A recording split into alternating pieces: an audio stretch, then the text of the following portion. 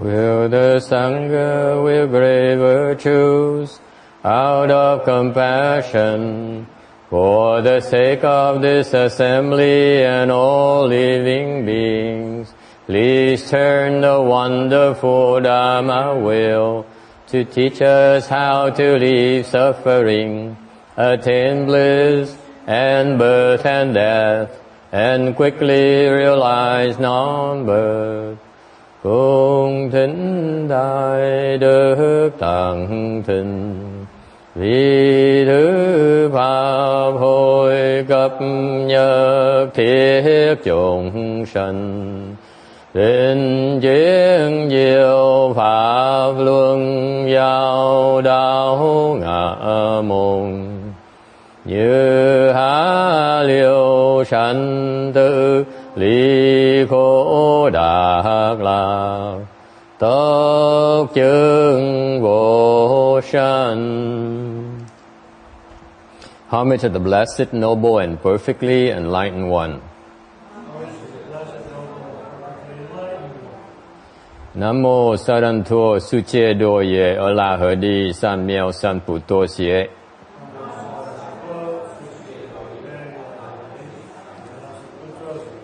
Nam mô Tác Đắc Tha Tô Đà Đa Ya A La Ha Đế Tam Miệu Tam Bộ Đà Tọa.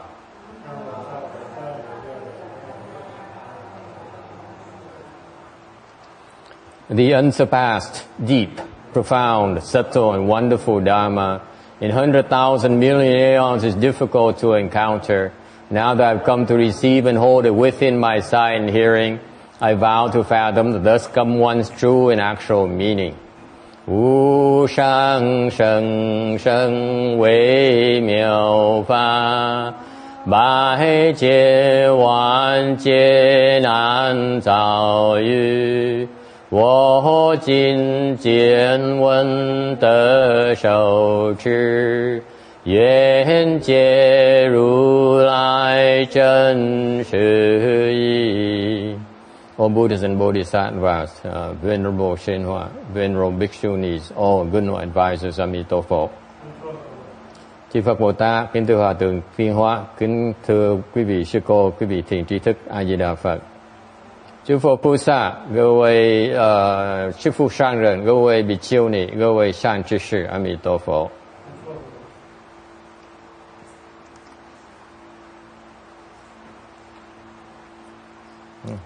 Past this already, aren't we? Okay. We on slide 278 of the Amitabha Sutra, cái tấm 278.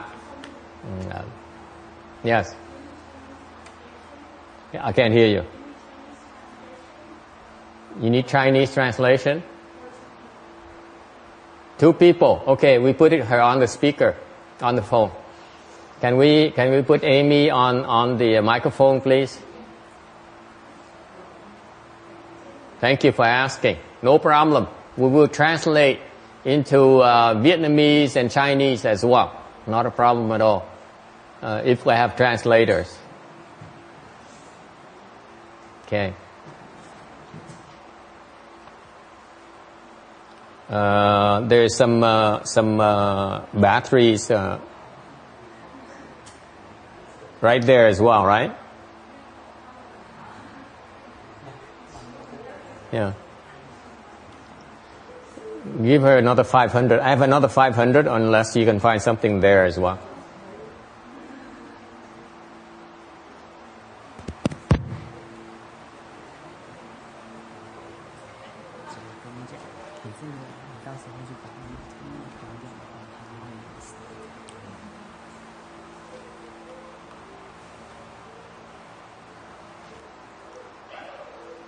Does it work?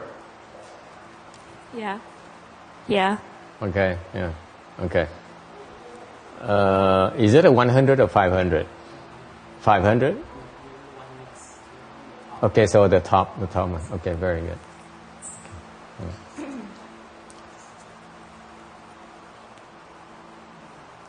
Okay. We just came back from the memorial for my Vietnamese master. Mới trở lại lễ dỗ của Hòa thượng Tri Hóa. We went to the temple. I thank many of you who came along. Tôi cảm ơn quý vị một số lớn đã đi theo chúng tôi. How many people like a dozen people went to the temple? That I appreciate. Cảm ơn 12 vị, khoảng 12 người đã tới đi tham dự cái dỗ đó. It's a nice gesture of respect for my master. Cái đó là một cái cử chỉ mà tỏ cái lòng cung kính với người thầy của tôi. 我们刚刚才从这个法师的师父的道场那边回来，那是法师师父的逝世的纪念。很感谢你们这些跟着一起去的人。听得到吗？听得到吗？听不到。Increase the volume a little bit. Can you guys hear me? The fan is a little bit loud, so that's why. It's going to overheat pretty soon as well. It's really heating up right now. Any way to ventilate and open the doors a little bit? Does it help or? Huh? Yeah, you can open this side. It's probably cool air on that side because it really heats up in this Buddha hall here.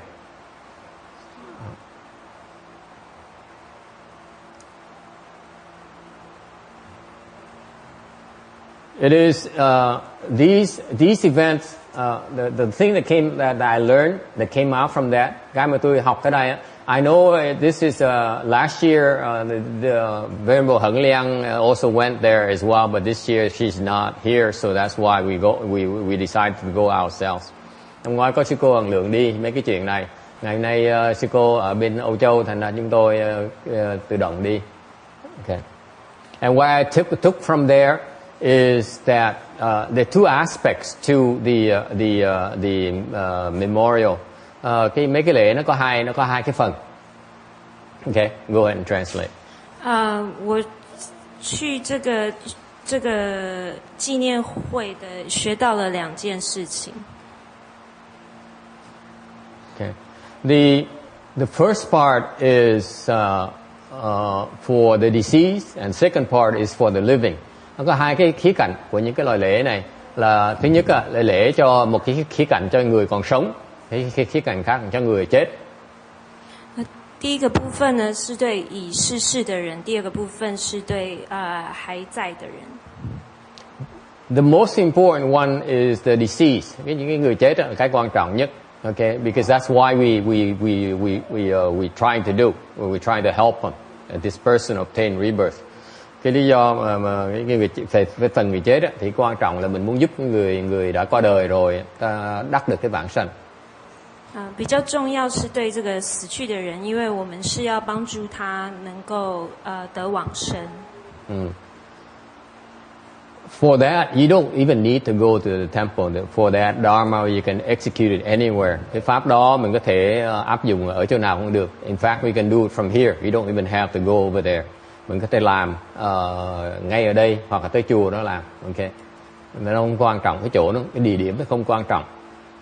这个往生的法门呢，不一定是要到道场才可以实行，在哪里都可以实行，在这边也可以实行。And so the second aspect is for the living. Cái phần thứ nhì là cái người còn sống. So yes. 第二个部分是活着的人。It's important that we go over there to show respect for those who attended that memorial. Cái đó là mình tới đó để mình tỏ cái lòng cung kính với ông thầy tôi cũng giống như với người đang còn sống. Họ tới tham dự cái lễ đó. That's why we went. 重要的是到那边可以去对这些参加的人表示尊重。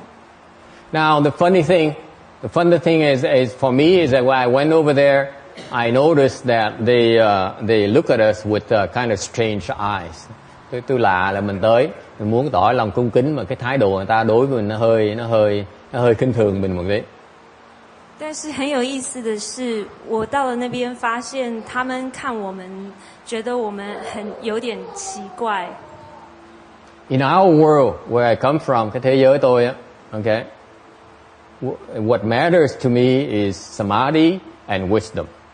Thế giới tôi nó có hai phần, có hai phần. Thứ nhất là định lực, thứ nhì là cái huệ. 在我们这个出家人的世界呢，对我们重要的来说是智跟定，智慧跟定。对，定跟智慧。There's that order. 定。定跟智慧。跟智慧。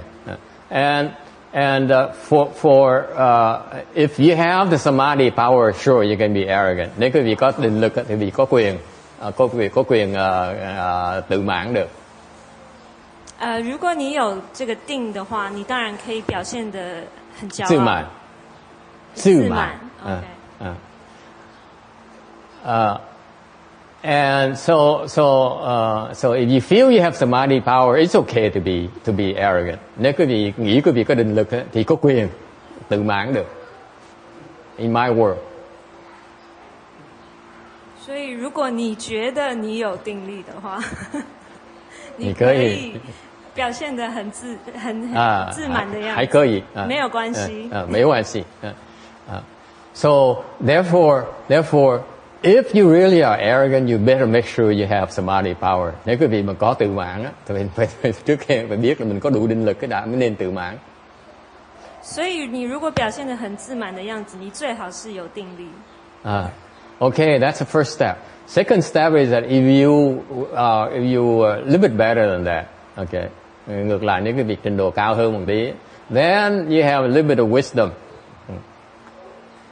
第二点是，如果你更好的一层呢，就是你表现得更好的一层，就是表示说你有一点智慧了。Then nếu có trình độ cao hơn một tí thì bắt đầu nó mở huệ rồi thì tự nhiên không còn tự mãn. Then naturally you are no longer arrogant. 那很自然而然的，你就不会表现得很自满。Anyway, the thing that came off it is that all of a sudden somebody brought up the question of why don't we go outside and participate and help people in the funerals. Rồi sau này về có người mới đề nghị rằng tại sao cái chùa mình không ra giúp người ta làm mấy cái lễ lúc mà làm đám tang đó, tại sao mình giúp? Okay. And I said we do. I just no one ever asked me yet. Tôi nói chùa tôi làm chứ. Tôi không biết mấy chùa Vàng Thật, mấy chùa Sư Cô Hằng Lượng thì họ khác, còn chùa tôi làm mấy chuyện đó. Why? Yes. Go ahead. 有人问说，为什么法师没有到外面去帮助他们帮助做佛事，做佛事。对，This is important because of two reasons. tại vì hai lý do. 有两个原因。For the deceased and for the living. 对生者跟死者。Mình phải ra ngoài chùa làm cái pháp dự đám tang, tại vì mình giúp người chết giống như giúp người sống. Okay? Is that clear?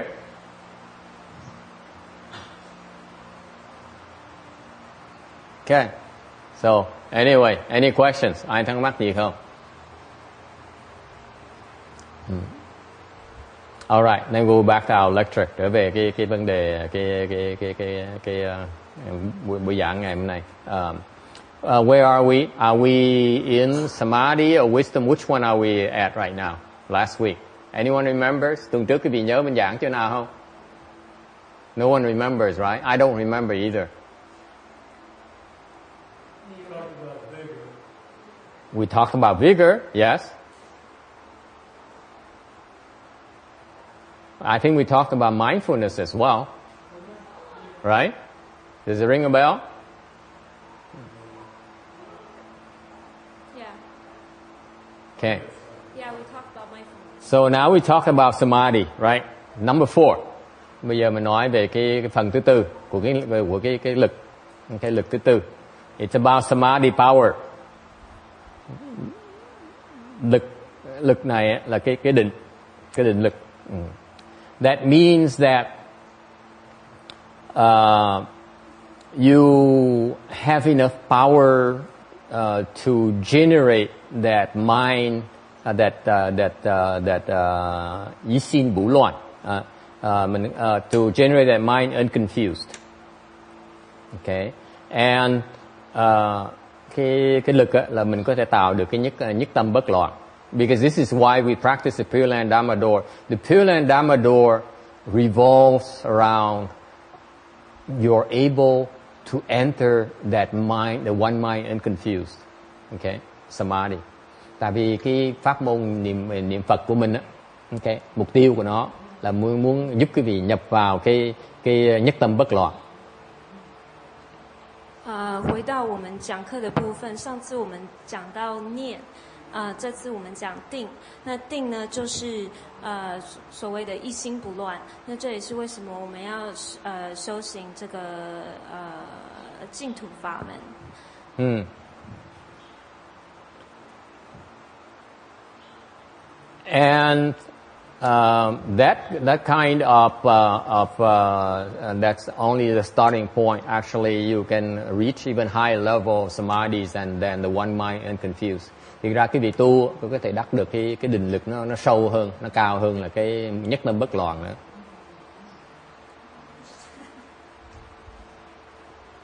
Yes. Okay. Meaning that the one mind unconfused, ý sinh bủ loạn,那个定, is still not the highest yet. 一心不乱的定还不是最高程度的定，还有你还可以修到比一心不乱更高程度的定。However, in terms of the Pureland Dharma door, that's one of the goals we have in terms of cultivation. We want to reach that state of mind so that you can be assured yourself of obtaining rebirth upon death. Thì cái pháp môn niệm tịnh độ mình á, là mình mặc dầu mình tu luyện cái pháp môn niệm Phật này, nó có thể giúp mình đắc những cảnh giới cao hơn nữa. Nhưng điều mình những mục tiêu mà chính của mình á, khi mình tu luyện á, niệm Phật á, là mình muốn đắc được cái nhất tâm bất loạn. Để khi mình đạt được như vậy là mình chắc chắn sẽ được vãng sanh. Okay? Yes. 但是呢，对修净土法门来说，一心不乱的定是你一定要能够修到的程度，来帮助你比较保证说你能够往生这样。It's not so much that that you able to attain it. Cái chuyện quan trọng không phải là quý vị có thể đắc được cái đó. The most important thing is I want to show you a direction. I want you to put a goal in front of you so that you know where you're going. This is why you practice. This is why you cultivate. Không phải là không có gì cam đoan quý vị sẽ đắc được cái đó. Nhưng điều lúc mình tu hành là tôi muốn mục tiêu chúng tôi là muốn cho một cái mục tiêu để quý vị biết phương hướng để mà đi. Okay. 重点不是在于你最后能不能往生，重点是这是一个你的目标，让你知道说你修这个法门的这个往前的目标是什么。I feel that in this day and age where people say you recite the Buddha's name to obtain rebirth, that is way too vague for me. Okay, I need people to have a more concrete view of what the Pureland Dharma door is about. Why we practice the Pureland Dharma door. Đối với tôi, quan niệm tôi hiện bây giờ cái pháp môn tịnh độ mà bây giờ mình đang tu cái thời buổi này đó, nó hơi mông lung một tí, nó hơi mơ hồ một tí. Thành tôi muốn cái nói cho rõ, định nghĩa nó rõ ràng hơn, cho nó có cái pháp môn tịnh độ nó phải thành hình ra luôn ấy, chứ không thể nào nói mơ hồ được. Okay. 我觉得现在很多人都说念佛往生，现在很多人都这样讲，它是一个很模糊的一个想法。我是要给你们一个比较确实正确的想法，就是怎么样可以修行念佛往生。Because when you practice, the objective of cultivation is to build samadhi power. Okay, one of the major milestones is to build samadhi power. Tu hành á là một cái mục tiêu lớn của việc tu hành mình, là mình tu cái định lực, mình tăng trưởng cái định lực của mình. It is at the core of all cultivation. Cái định lực là cái trung tâm, cái cột trụ của cái việc tu hành.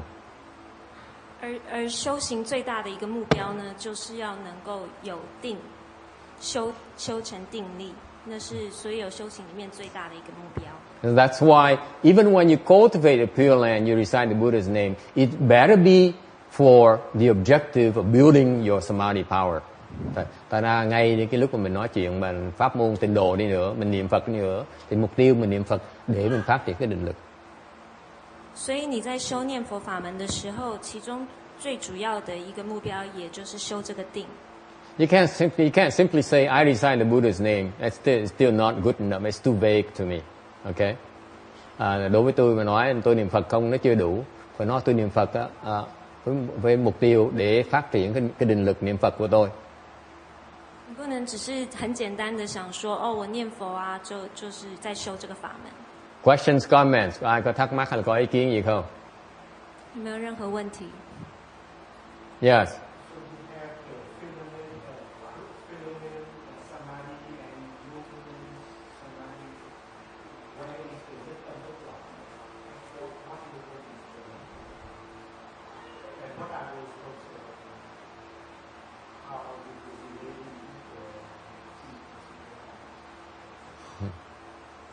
So the question here is cái câu hỏi là in the parentheses there, the Kung Fu is producing some kind of phenomenon samadhi versus nominon samadhi.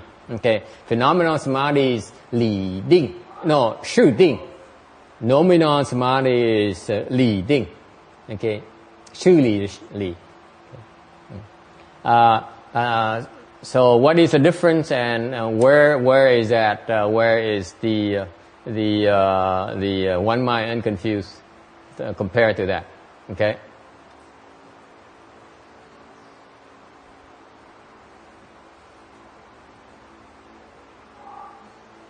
There are three different things here. One is one mind confused. Yi xin bu luan, na ge ding. And then there's something called the shu ding and as well as li ding. 有三種，在這個上面有寫說有三種定，一個是一心不亂的定，一個是事定，一個是理定。那他們有什麼區別？Câu hỏi là có cái nhất tâm bất loạn với là cái sự định với lại lý định nó khác nhau chỗ nào? Okay.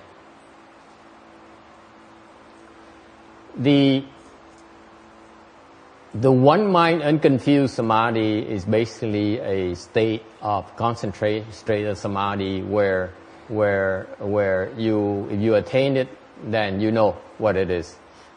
Đại khái là cái nhất tâm bất loạn là cái loại định mà cái vị tu nếu niệm Phật mà tới cái trình độ đó cái vị sẽ biết. You will know. 一心不亂的定呢，就是就如这个字義所說的，就是一心不亂，所以當你修成了，你就知道那是什麼。Because that's at that point in time, okay, in that samadhi, you only have Amitabha's name, nothing left. Tại trong cái định đó, nó còn một cái là danh hiệu ngài A Di Đà Phật thôi, không còn gì khác nữa hết. Nothing else. 因為當你修到那個程度的時候，你的心裡面就只有阿彌陀佛的名字。You don't even have a single false thought that arises between Amitabha at all arising. Trong cái định đó không có một cái loạn tưởng nào, không có một cái vọng tưởng nào nó khởi lên hết. Ngoài ra cái hồng danh ngài A Di Đà Phật. 沒有任何除外的妄想會起來。Okay, so that is that one mind unconfused. Cái đó là cái nhất tâm bất loạn.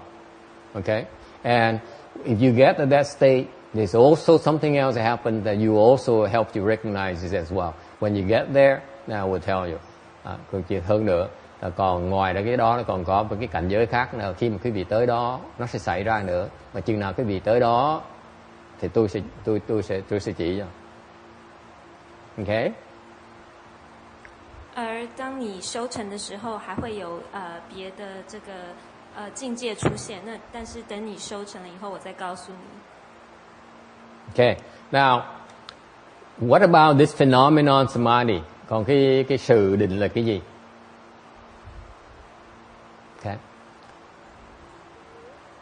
事定是什么？事定是什么？ Okay.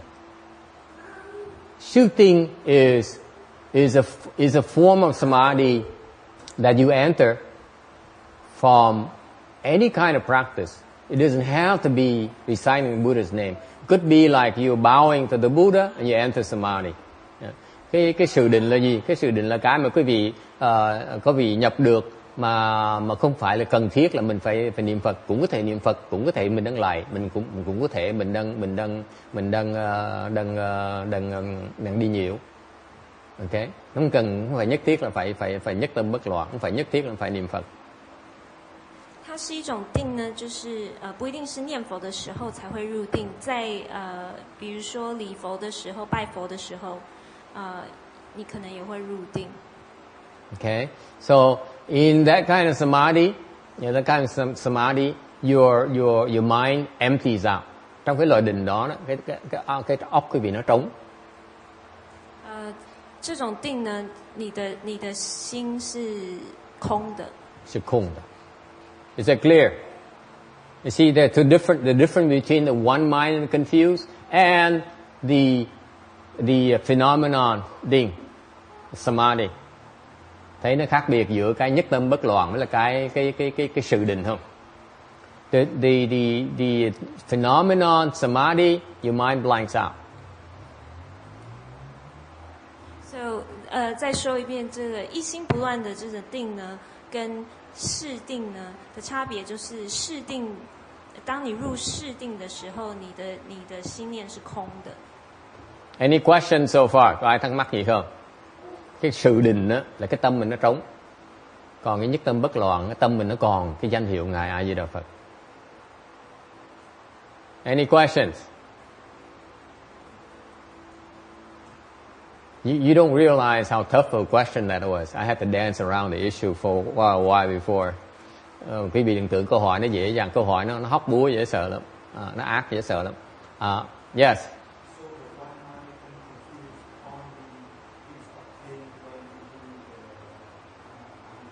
Yes. Yes. The one mind confused, you want to recite it to the point where you recite Amitabha 10 times without any false thinking. Nói cái khác.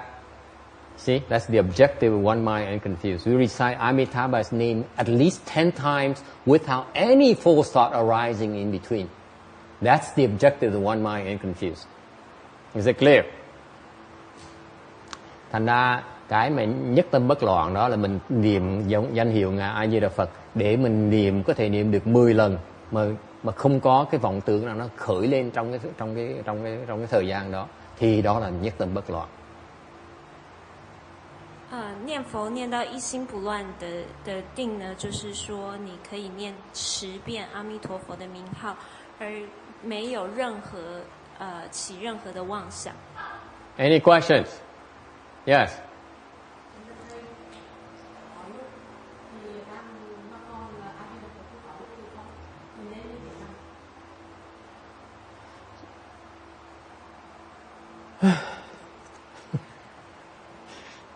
The problem with teaching these people that have kung fu is that the questions get harder and harder and harder and harder to answer.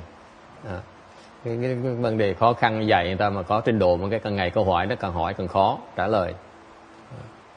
So the question here is, so what if sometimes you still have Amitabha, sometimes you don't? So what should you do? 他的问题是说，如果我有时候念是只有阿弥陀佛名号，但是有时候没有，还是会有妄想，那应该怎么办？ No, 有时候是空的，有时候就有阿弥陀佛，有时候就空的。那应该怎么办？ This is very technical, Amy. A little bit beyond your realm. That's why it's difficult to translate. I don't know. What do you think? Quý vị nghĩ sao? You have to help me out here. Jasmine, what do you do? You didn't hear it? You weren't paying attention? Okay. Có ai có ý kiến gì không? Yes.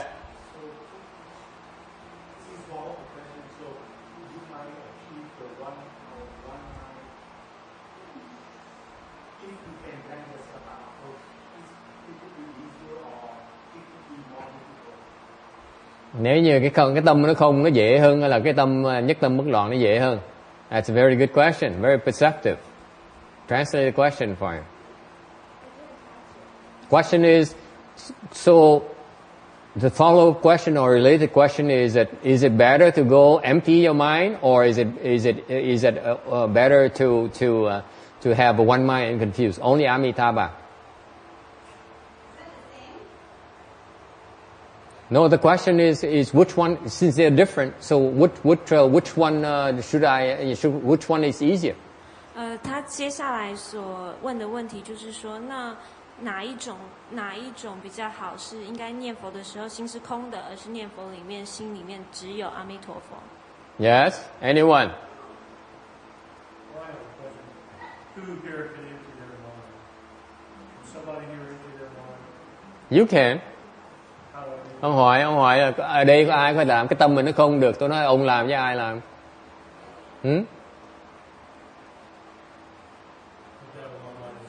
If you cannot empty your mind, we're talking about a very short time duration, a split second. That's what we're talking about. That's all you can do right now. That's what I mean. A split second is all you need. That's all you can do right now. But that is, in itself, is humongous milestone. Không phải ai mà sao mà tâm ai mà trống được. Tôi nói cái tâm trống á, là khi mà nói tới cái tâm trống á, cái tâm chỉ cần trống nổi trong một cái giây lát thôi là đủ rồi. Cái trình độ nó rất là khó. Yes? And you want to translate that, or is it too much? 所以法师的意思是说，有的时候就你只能有一秒钟的空的时候。That itself is a very, very, very, very big deal. 就已经非常好了。So if you bring it further by stretching that time period, then you really have some serious kung fu. But at least you have, first you must have that split second where your mind is empty before you get a flavor of that, before you can stretch it. Okay? 所以如果你能够延长那个时间的话，你就能够继续增进你修行的功力。Okay, any questions? Okay, so the question is still, so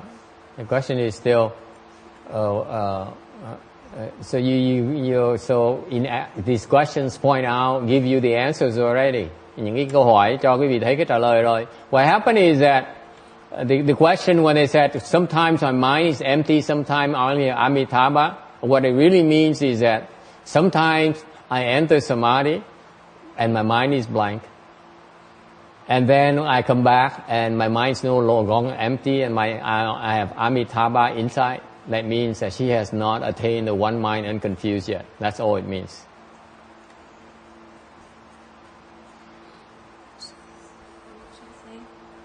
So, 法师的意思就是说，他的意思就是他能够入这个理定。入定的时候，他的心是空的，但是当他出来的时候，他心里面还有阿弥陀佛，所以这就代表说他还没有修成一心不乱的定。That's right. Is it clear? 聽得懂嗎? So the answer is that it's easier to enter. First, it's easier so to empty your mind is one or lower level of samadhi. Nói cách khác, là cái tâm nó không, là một cái trình độ định nó thấp hơn là cái nhất tâm bất loạn. 所以也就是代表说，能够入定到心念是空的，是比较低程度的这个定。At where you are, ở bây giờ quý vị á, this is where you are right now. Ở trình độ quý vị chừng đó thôi. 这就是我们现在的程度。However, down the road, if you are able to enter deeper level, higher level of samadhi where your mind to become blank, you will eventually reach a state where you have the one mind unconfused. 而以后就是说，以后的路途上，你可能会修到比较深一点的定力，就是一心不乱的定。That's right. So it's down the road. Okay. Thì bây giờ chưa đắc được nhất tâm bất loạn, trong tương lai sẽ đắc được. Okay. And then beyond that, there's beyond that as well. Sau đó nó còn hơn nữa. Then your mind really becomes blank. 而再更深一层呢，就是当你的心是真的是空的。对。That's much higher level than the one mind unconfused. Cái trình độ định nó sau này trong tương lai nó thực sự là không. Trình độ định nó còn cao hơn là nhất tâm bất loạn nhiều nữa. 这又是更高的一个境界。Any questions? Ai thắc mắc gì không? Yes.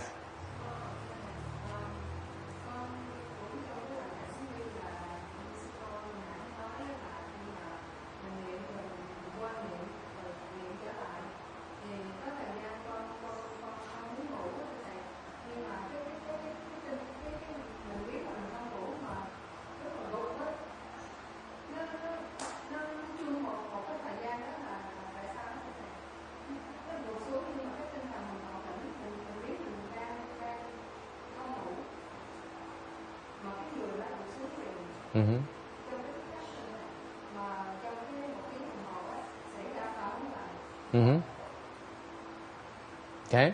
Rồi sao nữa? Là sao không ngủ đi?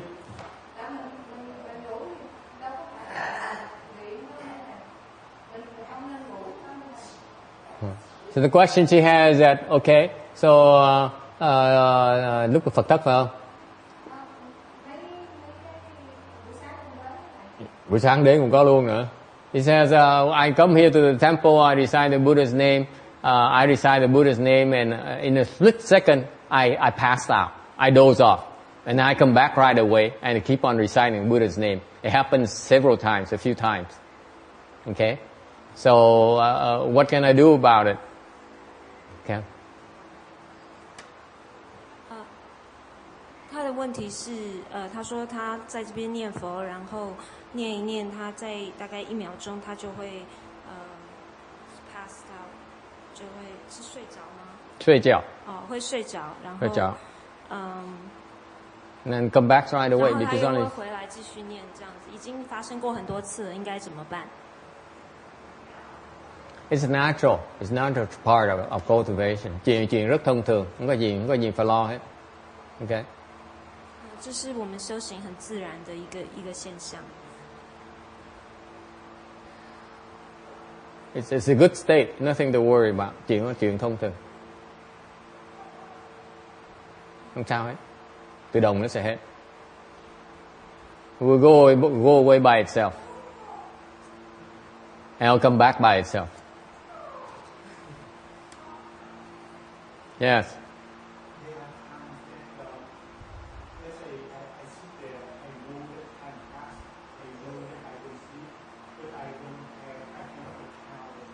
That's samadhi.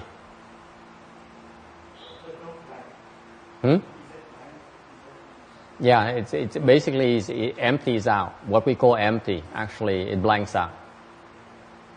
You have no notion of time. You look at it, oh, it's 20 minutes, half an hour, 5 minutes, 2 minutes. That's samadhi right there. That's a blank samadhi. 他说他会有的时候会是坐在那边，然后5分钟10分钟，但是他并不觉得时间在过。那法师的回答是，那就是他在入定。That's right.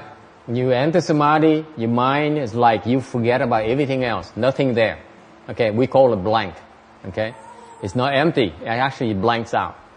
Okay, you can call it empty you like. I don't call it empty because empty is a deeper level than that. Okay, I call it blank. You blank out your mind. Okay, that's called samadhi right there. That means that you entered samadhi. A big deal. It's a big deal. This is why you recite the Buddha's name. This is why you cultivate, so that your mind can blank out. Okay? 法师说，这就是为什么你要修行。这就是你修行，就是要修到这个有入定的这个结果出现。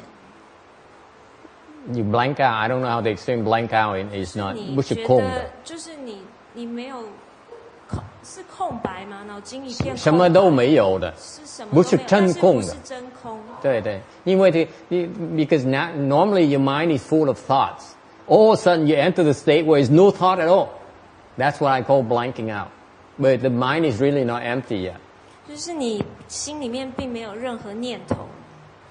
That's right. That's why we're blanking out. 没有任何念头会起来，没对有感觉时间在流逝。But actually, it's really not blank. The mind is not empty yet. 但是你的心并不是空。But that is a very important, is a very important state because normally your mind is weighted down by all these thoughts. All of a sudden, you're free from all those thoughts. Therefore, it's a major milestone. I know. I will come to that because he's struggling with the English right now. 他还并没有到一个空的境界，但是你已经可以能够不用可以抛下所有的念头。Cái mình thường cái đầu mình, óc mình rất nhiều tư tưởng nó chạy lăng xăng ở trong á.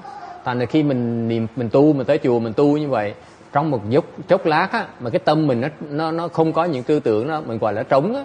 Ok, là một cái đài lợi cho mình. Ok, cái lợi rất là lớn lao. Phước nó tạo ra rất là lớn. You're generating a lot of blessings when your mind blanks out like that. Or you're not generating that many offenses. Think about it. Cái chuyện nó quan trọng lắm. Think about it because when you have your mind is full of thoughts, you're generating a lot of offenses. When your mind blanks out, you are no longer generating offenses. You're generating blessings instead. 所以，当你进入这样的状态的时候，你是在种下很多福。因为当你的心里面都是很多念头的时候，你其实是在造业。So when your mind blanks out, then you are no longer creating offenses, and in contrast, you are actually generating blessings when it blanks out like that. 所以当你入定的时候，然后当你的脑筋一片空白的时候，你自然而然的就因为没有这些念头，所以你没有在造业，所以你就反向的就是有在造福。Cái tâm mình khi mà nó không trống á, thì nó có những tư tưởng thì mình đang tạo nghiệp. Thành khi mình nhập định á, thì mình không còn tạo nghiệp nữa, tại những tư tưởng nó không còn khơi lên nữa thì mình không còn tạo nghiệp, mà ngược lại mình đang tạo phước. Thành cái nhập định nó rất là quan trọng. Any questions so far?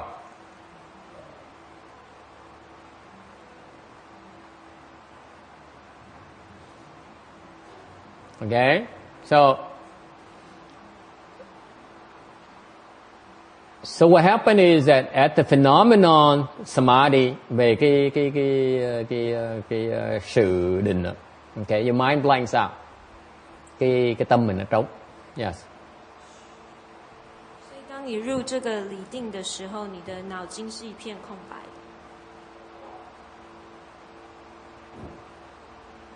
Okay. Or in the case of the one mind and confused, the phenomenon samadhi could be the 10 Buddha's recitation, the 10 names in a row without any false thoughts. That is also a phenomenon samadhi as well. It's one form of samadhi. 所以，一心不乱的定也是可以，也是这个是释定的一种。So it's a form of samadhi. Period. 也是一种，它的一种。Okay, but okay. At a high level, if you reach the level of nominal samadhi, nếu quý vị đạt tới trình độ mà cao hơn là cái lý định đó. 而当你能够到这个更高的境界，就是这个理定的境界的时候 That is when your wisdom unfolds. Lúc đó cái huệ mình nó mở ra. You understand the principles. 这就是当你的智慧开智慧的时候。对。So at the nominal samadhi level, actually, it's associated with your unfolding your wisdom. You understand. You really understand the principles. 所以理定的境界就是跟你的开你的智慧有关，就是当你开始真正了解这个宗旨的时候。Cái lý định là cái cảnh giới nó cao hơn một tí, tới cái cảnh giới đó cái huệ cái vị nó bắt đầu nó mở ra, mình hiểu được cái giáo lý thâm sâu. Okay, so you begin to understand the deeper principles. Lúc đó mình có thể hiểu được những cái giáo lý nó thâm sâu hơn là lúc trước. Okay.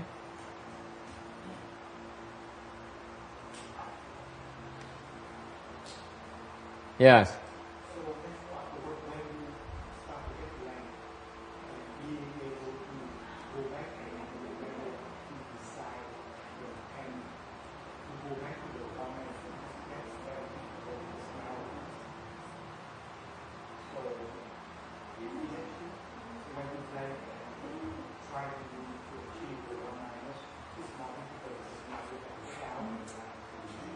No, you're being way too technical. Ông nói bây giờ ông hỏi là khi mình trong tâm mình nó trống rồi, bây giờ mình nhớ lại, mình trở lại, mình tới cố gắng niệm Phật lại để mà đắc nhất tâm bất loạn. It's irrelevant. You don't have to worry about it. Okay, it's not that important. You need to attain the one mind and confused. You only go in that direction. Remember, I prefaced that. You only want to go in that direction. You want to grow that way. You don't have to go through it. Okay. If you have that kind of aspiration, you will not make it. That's a subtlety. Okay. If you practice, you enter samadhi and you say, I better come back because I really want to attain one mind samadhi. You are rejecting your blanking your mind. You will not make it to the one mind confused. Is that clear? It's a very subtle distinction here. If you have that kind of attachment, you will not make it. 所以他的问题是说，当你这个能够入这个定是脑筋一片，就当你是可以没有起任何念头的定，但是是不是这样子比较不好？就是你应该要回来，这样才能修成这个一心不乱的这个定。那法师的回答是说，当你心里面有这样子的想法的时候，它不会帮助你，反而会变成是一种你修成一心不乱的这个念佛的定的一个障碍，这样子变成你执着于一定要修成它。重点是在于你要能够朝着这个方向走，不要去有任何的执着。Nó hỏi là nếu mà cái tâm mình nó trống ra, mình lập tức mình phải nhớ là mục tiêu mình muốn đạt được cái nhất tâm bất loạn, thì mình lập tức mình nhớ, mình niệm Phật lại, thì cái tâm chấp trước như vậy, tại không thôi mình uổng, mình muốn nhập cái nhất tâm bất loạn, thì với cái tâm như vậy mình không cần thiết. mình chỉ muốn biết là mình chỉ niệm Phật thôi, rồi nó định vào, nó vào định gì thì tự động nó vào thôi. So naturally you recite the Buddha's name and whatever samadhi you enter is going to happen naturally. You don't have to worry about what kind. Is it clear? Ta nói quý vị là phân biệt á, là có những loại định khác nhau, để quý vị lúc niệm Phật chỉ niệm Phật thôi. Nó nhập gì cái định gì nó kệ cho nó nhập, mình không cần phải lo. 所以你不需要去担心你有没有到那个境界，而它自然就会发生。In fact, if you worry about what kind of samadhi you're going to enter, you will not enter samadhi at all. 而事實上，如果你擔心你會入什麼樣的定的話，你就不會入任何定。Thì thật ra nếu như quý vị ngồi niệm Phật mà lo là mình muốn được cái định này, được đặt cái định kia, thì quý vị sẽ không được cái định gì hết á. Okay. Any questions? Ai thắc mắc gì không? Yes.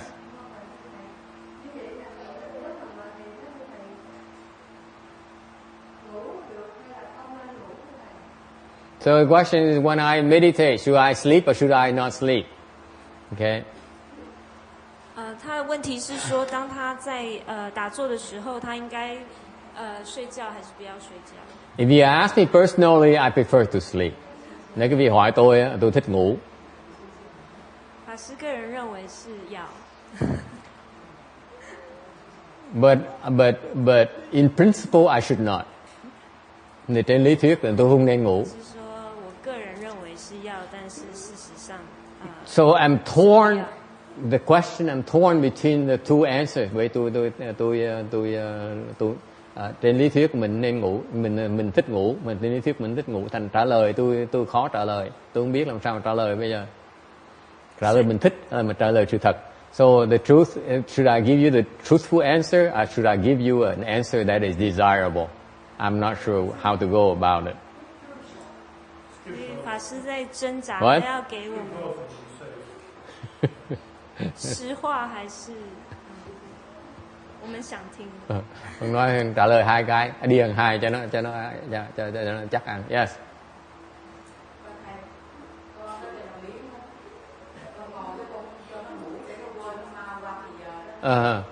Tôi cũng vậy luôn nữa. Tôi cũng vậy đó. Ngủ nó không đau đúng không? She says, I have this problem. You know, you con me into sitting and the leg hurt so much, so that's why I love to doze off so that I said, me too. Why? Because when you doze off, there's no more leg pains. Me too.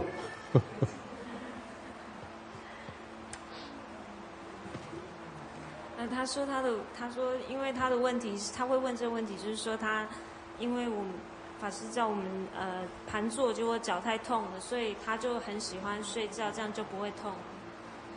I will tell you the truth. Nói cái sự thật như vậy nè. Okay.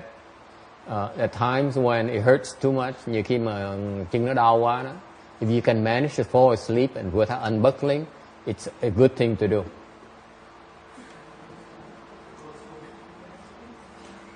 You can sleep, absolutely, without unbuckling your legs.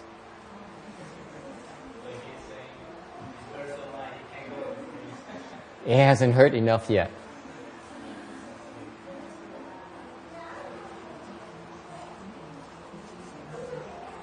Um, 所以说，当你法師的意思就是說，當他痛，如果你還可以睡着的話，表示他還痛得不夠。Hỏi là chân đau quá ngủ không được. Tôi nói chân mà đau mà ngủ không được, có nghĩa chân nó chưa đủ đau. Nếu phải đau đến độ ngủ luôn á, phải không Quan Ngân? Lúc đó mới thực sự là đau.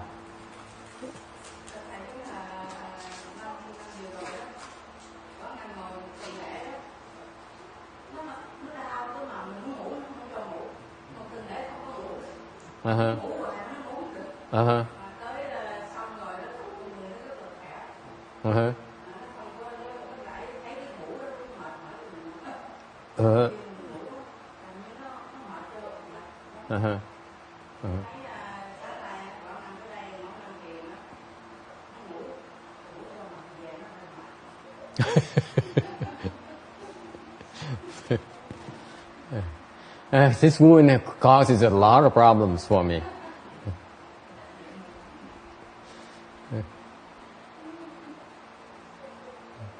Ta的问题太多，没办法，真的没办法帮助的。She says that last year I went to the Chanchi and I hurt so much I could not even sleep. I tried to sleep, I could not sleep at all, and yet I wasn't tired. Okay, so it seems like you don't need to sleep, and yet you don't get tired. And this year I come here in the morning, I doze off, and I go home, I get tired. So she has way too many problems beyond beyond help. Okay. Cái bà kể nha, cái chuyện năm ngoái tu thiền thì ngủ không được, thì không cần ngủ. Bây giờ tới tu thiền đàng hoàng, tới niệm Phật đàng hoàng thì buồn ngủ gật xong về nhà là thấy người là mệt. Cái bà này nhiều vấn đề quá này, giúp bà không được. Vô ích. Tôi bỏ chị thua. I gave up on her a long time ago. I'm hoping she'll obtain rebirth and then I let Amitabha take care of her. Tôi nói cái bà này tôi bỏ cuộc lâu rồi, để bà vãng sanh để Phật A Di Đà lo cho bà, tôi không đủ sức lo cho bà. 法师说，他去年来禅期的时候，他就是说他脚很痛，痛到晚上都睡不着。然后，但是他并不会想睡觉。然后今年呢，他变成是他来的时候，他一来就想睡觉，回家也很累，应该怎么办？法师说问题太多了，他说他已经放弃了。So I'm hoping that we can help her. 希望他可以得到往生，然後能夠去西方極樂世界，讓阿彌陀佛教他。Okay, any other questions? Ai thắc mắc gì nữa không? Yes, yes. Hả? Phật nên làm hả? Phật nên làm chuyện gì?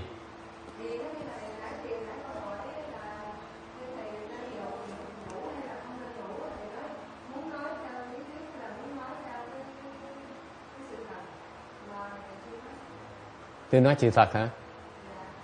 Muốn nói sự thật hả? They pursue me until the very end. They would not let go. Their mind is so sharp nowadays. I cannot even dance around them anymore. Mấy cái bà này quá trời đi. I mean, they pursue me all the way until they hear what they want to ask me, get an answer to their questions. Giờ nó sắc sảo quá, hỏi là hỏi chứ tới nơi tới chốn mà thầy nó quanh nó co là không được, phải hỏi trả lời xong mới tha cho thầy. It's too hot of a day. You have to give me a break. Ngày này nó nóng quá này. There's no AC here, and master is overheating, just like a PC, like Danny's PC on the back. It's way too hot, and master is not functioning anymore. Okay, what?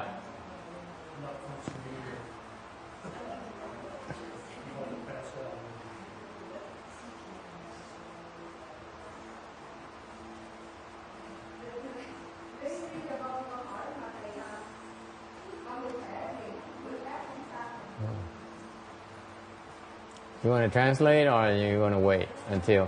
I don't know what I'm waiting for anymore. Translate the part where you complained about. I complain? I never complain. Just translate. Do not do any editorial.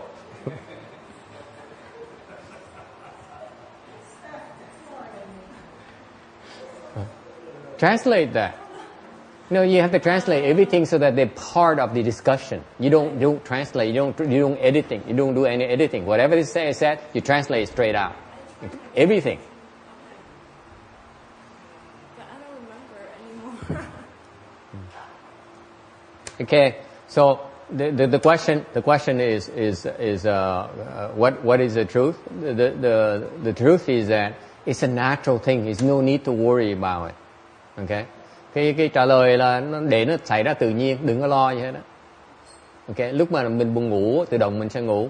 Lúc mình không cần ngủ như Quảng Ngân nha. Lúc mà mình tới mình tu, mình tâm mình muốn tu á, tự động cái cảnh giới nó như vậy, tự động mình theo như vậy, không cần lo gì hết. Ngủ được cứ ngủ, ngủ không được cứ không cần ngủ, không sao hết đó, không cần there's no fixed dharma here. Okay. 所以法师的意思说，这是一个很自然的现象，不需要担心。Let it happen naturally. Sometimes you can't sleep, then you don't sleep because you don't need to sleep. Sometimes you need to sleep because you need to rest. There's nothing to worry about. There's no fixed formula in cultivation. It's none. Only the doctors worry about the stupid thing, therefore they make these arbitrary rules that are nonsense. You will sleep when you need to, period.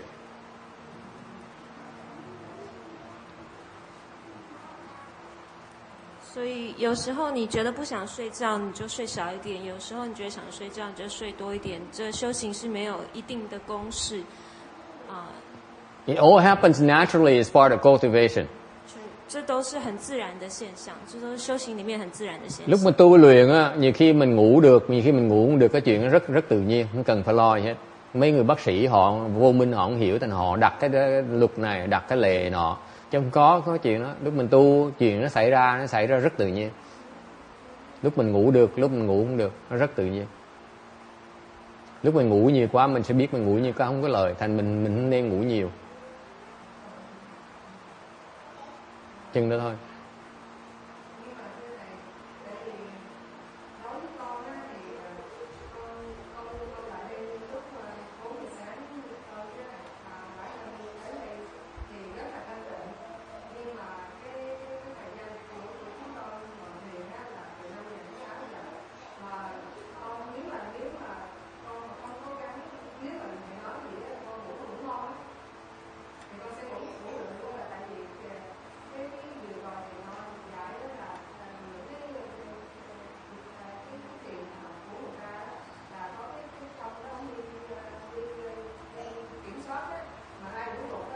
Ông đánh. Chùa này đâu có ai cái kiểm soát, lo làm cái gì.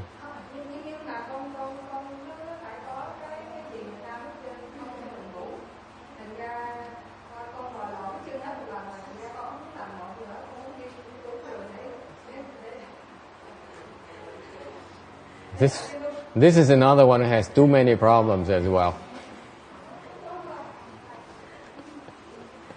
I don't know where they come from. I don't know where these guys are. She says, so I said earlier that they're in some chan halls where they patrol and they beat you up and you doze off. So I just don't want to waste my time. I want to do it right. Now, what should I do? 法师说，这也是另外一个问题，很多的人哈，就是说他曾经有读到过，是在这个修禅的禅店里面，如果你睡着的话，他们会会打你这样子。那他只是想要知道什么是正确的方法，他不想要浪费时间。Okay, the official line is do not sleep. Cái lời mà chính thức nói á, là không nên ngủ. 这个最主要是正确的回答是不要睡着。对 ，Okay. However, sometimes you can't help it. You doze off. It's okay too. 但是如果有时候你没有办法，那也没关系。You should not sit there and try to sleep. Okay, like me. It is not desirable. 你不应该就是想要睡觉。Đừng có ngồi đó mà muốn ngủ như tôi là gọi là lười. Không nên làm như vậy thôi. Ngoài ra không sao hết. Okay. What you're practicing is called vigor, the vigor paramita. You push yourself until you cannot push yourself anymore, then you will doze off. 你们在修行的是精进的法门，所以你要精进到你没有办法继续。精进波罗蜜。精进什么？波罗蜜 paramita。精进波罗蜜。所以你们要试着一直试着修行到你没有办法的时候，你睡着了，那也没关系。That's still part of the vigor paramita. You push yourself until you cannot make it anymore. Then you naturally will doze off. 这就是精进波罗蜜修行的一部分。Mình tu là cái tu với tinh tấn có nghĩa là mình không nên ngủ, mình không nên tìm cái ngủ, nhưng điều mình cứ đẩy mình hoài, mình cứ thúc đẩy mình hoài cho tới cái độ mình hết sức rồi tự động mình sẽ ngủ. Cái đó vẫn là tinh tấn như thường. Any other questions? Okay. So that's with that samadhi power, you are able to. It's very powerful. The scope power because it actually generates tremendous blessings for yourself. Cái gọi là lực là tại vì cái lực này nó có cái lực, nó có cái khả năng nó tạo cái vì rất nhiều cái phước. 所以修这个禅定呢，是非常非常好的，非常有力量的，它可以帮助你种福。种福。Okay, any other question? Ai thắc mắc gì nữa không?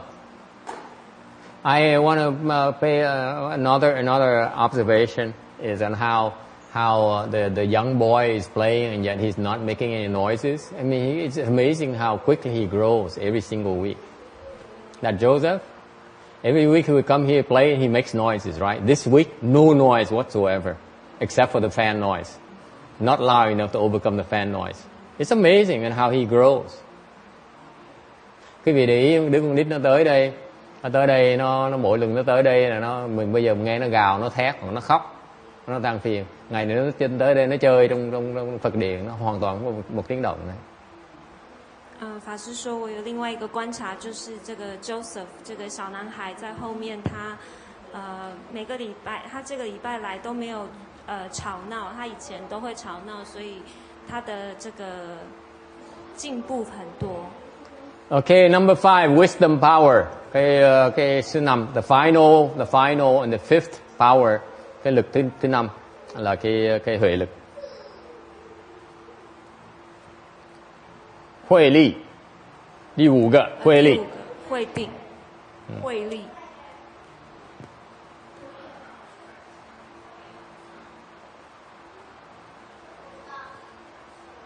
Wisdom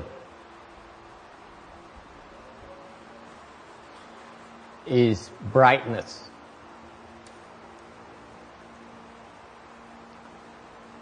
Huệ là quang. Cái huệ là cái quang. That's why you often hear body light or you hear wisdom light. Thành thường nghe nói là bồ đề quang hoặc là cái huệ quang. Because the nature of wisdom is brightness, is clarity. 这就是为什么你们常会听到菩提光，因为这个慧就代表你的这个光的亮度，还有这个明净度。It is bright, and therefore everything is distinct and clear. Nothing's hidden. Cái quang á, có nghĩa tất cả nó gọi là sáng, không có gì nó bị che hết, không có gì đen tối hết. 因为它是光，所以所有的东西都是清楚的，没有可以隐藏任何东西。And that itself is tremendously powerful because it eliminates ignorance. Ignorance has no room, has no place left for ignorance. 所以它本身是非常有力量的，因为这样子这个无明就没有地方可以躲藏。Cái quang nó có cái lực nó rất là mạnh, là tại vì cái ánh sáng đó, cái vô minh nó không có thể tồn tại được nữa, nó đánh tan cái vô minh luôn. So the light is able to dissipate or destroy ignorance. 所以这个光可以除去这个无明。Thành cái quang á, là nó có cái khả năng nó đánh tan cái sự hôn mê của mình, đánh tan cái sự tối tăm của mình. Cái lực nó rất quan trọng. That kind of energy, that kind of power is critical. 所以这是一个非常重要的力量。And not only it shines, it illuminates everything and makes everything bright and clear and distinctive. Furthermore, it liberates you from mistakes. 它不但呢让所有的事情都变得很清楚透彻，它还能够让你可以解脱，得到解脱而不 You are free from ignorance. You're free from mistakes. 可以能够不要犯错。你有什么？不会犯错。对，没有什么做过。没有错过。Cái huệ là cái lực nó rất quan trọng, là tại vì nó làm cho mình, nó làm cho tất cả mọi việc nó đều sáng rõ ràng, mà làm cho mình không còn lầm lỗi nữa. Okay, and nó giúp mình được giải thoát. Okay, so cái lực giải thoát. So the nature of the power here is the power, the ability to liberate you from your attachments, from your mistakes, from your confusion. Thành cái lực là cái nó có khả năng, lực của huệ lực nó có khả năng giúp cho quý vị đắc được cái giải thoát, giải thoát cho nó giải thoát qua cái sự chấp trước của mình, giải thoát cái sự khổ sở của mình. 可以离开让你能够知道说你得到解脱，而不会犯错，不会知道不会还有放下你的执着，这样子。And that's when, if once you obtain liberation, once your wisdom unfolds, that's when you can truly help others. 一旦你开了你的大智慧，得到解脱了，那就是你可以真正帮助别人的时候。Khi huệ lực khi nó phát triển ra rồi á, thì quý vị mới lúc đó quý vị mới có cái khả năng để giúp người khác được. Nếu cái huệ lực nó chưa phát triển ra, quý vị chưa giúp người khác được. Okay, any questions? 有没有什么问题？ Okay. Yes.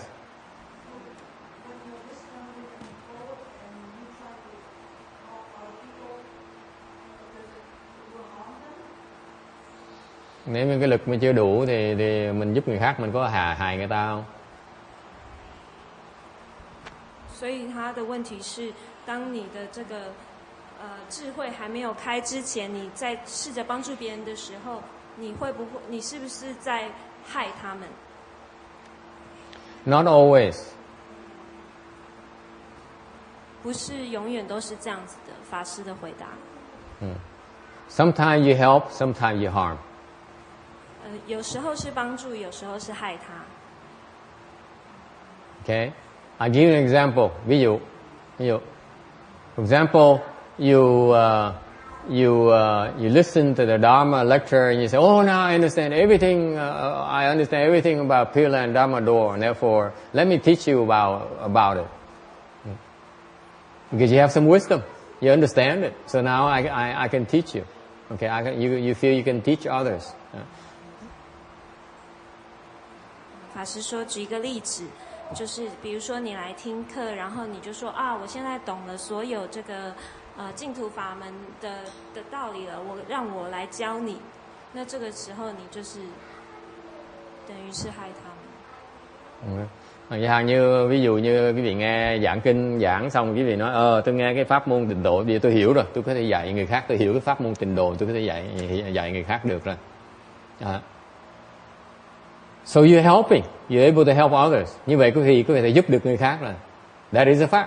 because now you understand you're explaining a Pureland Dharma door with more details than they were able to understand themselves or what was available before. 你其实你是在帮助他们，因为你可以解释比较更多给他们听。Because it's not available before yet. So actually you are helping. So the help is true. You're actually helping. 所以在帮助的部分是对的。On the other hand, at the same time you're also hurting them. 但是 You could be hurting them. 同时呢，你也有可能在害他们。Hảo, có thể có trường hợp quý vị có thể cũng đang hại người ta nữa. Bằng cách nào? Maybe you're hurting them because of your attitude. Nhiều khi quý vị hại người ta bằng cách là cái thái độ quý vị. 怎么说呢？有可能是你的态度伤害他们。If you have the attitude that you know everything there is to know, understand about the Pureland Dharma door, then the person who listened to you also say, oh, then I know everything there is to know about Pureland Dharma door. Then there's no need to investigate the Dharma door further. 怎么说呢？譬如说，当你的态度是觉得说，哦，我已经知道所有这个关于这个净土法门的事情了的这个时候，听的人他也会觉得说，哦，那这样子我也知道所有关于净土法门的事情。Tại có thể trường hợp quý vị giảng người ta pháp môn tịnh độ, nó là tôi nghe, tôi học cái pháp tôi hiểu rồi, vậy tôi giảng cho mà nghe, người ta nghe, ta hiểu cái pháp là hay dễ sợ, tôi không ngờ cái pháp có thể hay được như vậy. Nhưng đều khi quý vị làm như vậy, quý vị có cái thái độ nó là tôi biết hết tất cả cái pháp tịnh độ rồi. Những cái người nghe quý vị cũng nghĩ là họ hiểu hết tất cả cái pháp môn tịnh độ rồi, họ không cần học cái pháp môn tịnh độ nữa. Tại quý vị đang hại người ta. Về hại ta ở chỗ quý vị thuyết phục người ta là người ta chỉ cần tới cái trình độ vô minh quý vị thôi là đủ rồi, là mình đang hại người ta.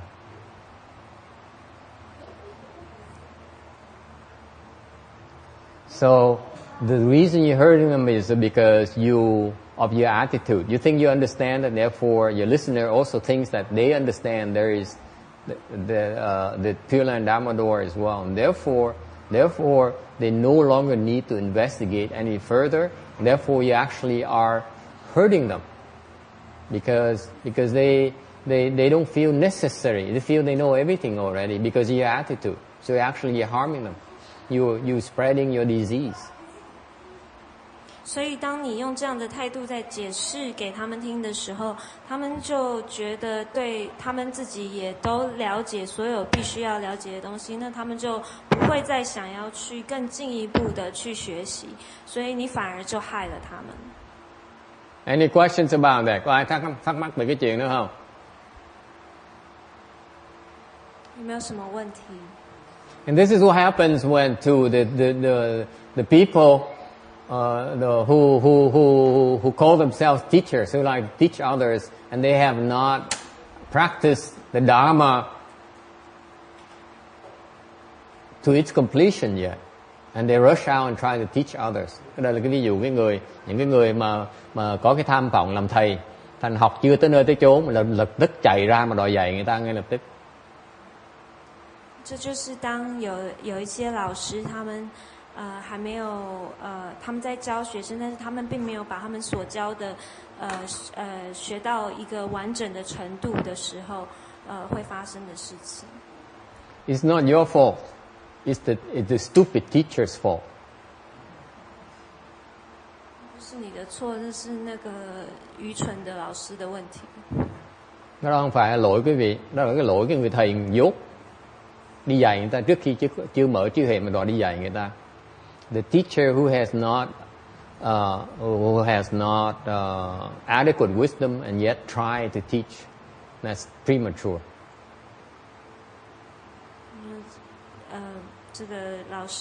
这些老师们，他们并没有足够的智慧来教他们的学生，所以这不是你们的错。Any questions? Ai thắc mắc gì không? Does it answer your question, Kim?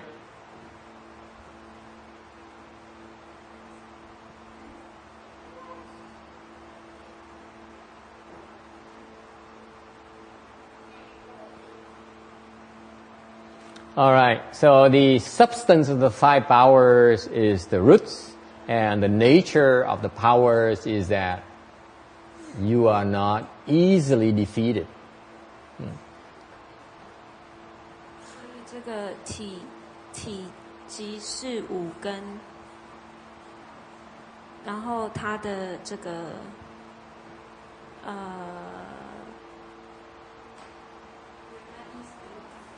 难屈服。难屈服。Okay, it's the same as the five roots, but actually on top of it, it has the power that makes it very difficult to fight against. So you actually have the power to beat others. 这五力呢，它就是其实是它的基本是五根，但是它让这个给你这个力量，让别人很难能够。So they know, and people know that you have that power. 很难，所以人家知道你有这样子的力量。Cái ngũ căn với ngũ lực nó khác ở chỗ cái ngũ lực á, là cái thể nó là cái ngũ căn, nó giống như ngũ căn. Nó khác cái ngũ căn ở chỗ là cái lực á, là có cái năng lực, nó có thể đả phá người khác, có thể chinh phục được đánh thắng người khác. Và cái đặc biệt của lực này là người ta biết mình có cái lực. Người ta biết, chứ mình không cần nói. You don't need to talk about it. They know you have the power. 你不用说，人家就知道了，你有这样子的力量。Okay, any questions? Okay, no questions, we move on. 279. 279. 接下来 the seven body shares. Now nói về cái pháp là 7 bồ đề phần. 接下来我们讲七菩提分。Okay. It also another name for it is the seven limbs of enlightenment. 它也叫做七觉支。Cái tên khác là bảy giác chi. The name Bodhi tells you that this is a dharma of enlightenment. 这个菩提呢，就是告诉你说，这个是正觉的法门。觉悟的法門。cái bồ đề, cái tên bồ đề có nghĩa là cái pháp này, pháp của giác ngộ. And the share is basically a component, the important components of enlightenment. Cái phần là cái tên là cái chi, tên phần hoặc là cái chi là nó cho quý vị biết là đây là những cái thành phần quan trọng của cái sự giác ngộ, để được giác ngộ. 这个分呢，就等于是这个知，也就是觉悟的重要的这个要素。Okay, so before we have the five powers, lúc trước mình mới nói, khi mà quý vị tu đắc được cái ngũ lực, you develop the five powers. 所以你先这个修这个五力。When you have the powers, people will come and challenge you. 当你修成这个五力的时候，Happen to you yet, huh, Roberta? 人家就会来挑战你。You have to live the home life, and every day they come and challenge you. They know. You dare open a temple, they come and challenge you. No two ways about it. 法师问 Roberta 说，他是不是已经发生在他身上过了？然后他说是。法师说，当你出家了以后，他们每天都会来挑战你。Hỏi là đệ tử tôi là có ai tới thử bà chưa? Bà nói chưa. Tôi nói là muốn người ta thử là mở cái chùa ra, người ta tới mỗi ngày ta tới đó là thử mình. Thì mình có sức giữ chùa không? Okay. So, and because of the challenge, of the challenges, your power grows. Nhờ bị bị khiêu chiến như vậy, cái lực mình càng ngày nó càng phát triển. 所以，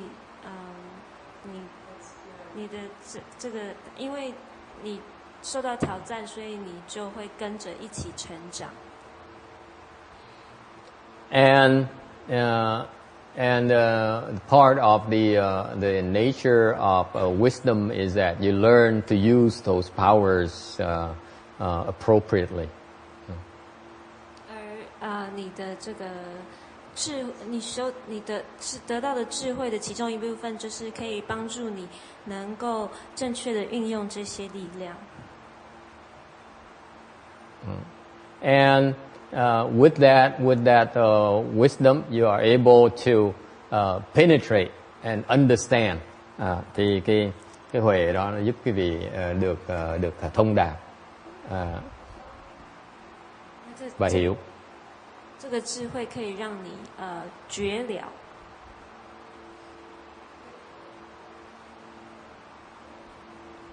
And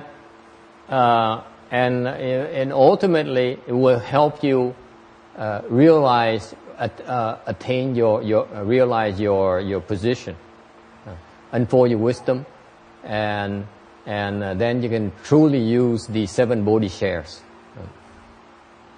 而最终呢，你可以你的智慧开了以后，你可以了解你正入正位，然后可以才知道怎么运用这7菩提分。Thành ra khi mình có cái huệ rồi thì mình sẽ nhập được cái vị, cái chánh vị của mình, rồi từ đó mình sẽ mở khai triển thêm cái huệ của mình nữa, rồi nhờ cái huệ đó mình hiểu cách dùng cái giác chi này hơn nữa. So it's an iterative process. 所以这是一再的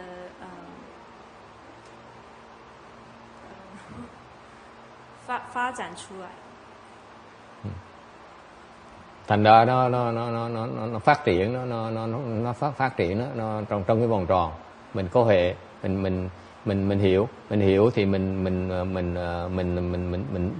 nhập được cái vị, nhờ cái vị đó mình phát triển thêm cái huệ mình, rồi nhờ cái huệ đó mình có thể biết dùng những cái pháp này để mở thêm huệ nữa. 280. So what are the 7 Bodhi shares? 7 cái huệ này là 7 cái giác phần là gì? 所以有哪7菩提分呢？ The first one is selecting a dharma. Thứ nhất là trạch pháp. 第一个是择法。Meaning that you can discern among the 5 skandha dharmas, the false and the proper dharmas. 意思就是说，你可以分辨这个5 skandha is 五蕴法，还有正对与错。No, you can discern among the 5 五蕴 which is false, which is the proper. 你可以分辨这5蕴里面哪些是正的，哪些是错的。Don't worry, no one understands it. You're not the only one. It's okay.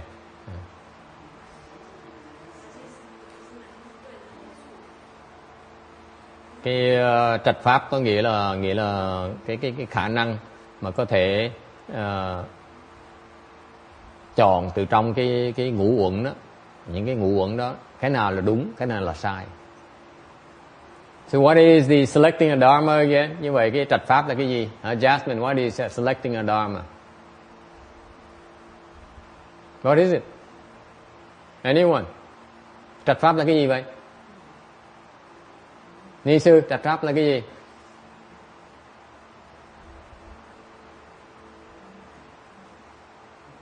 Yes? You select a dharma that actually works. It says that no outflows. You start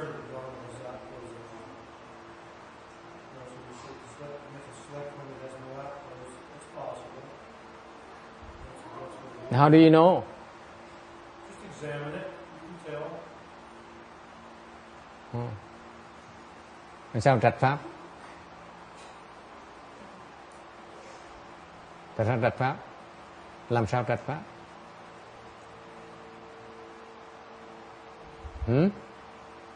Tu mà không trạch pháp làm sao mà tu được? I ask you, if you are not able to select the proper Dharma, how can you possibly cultivate?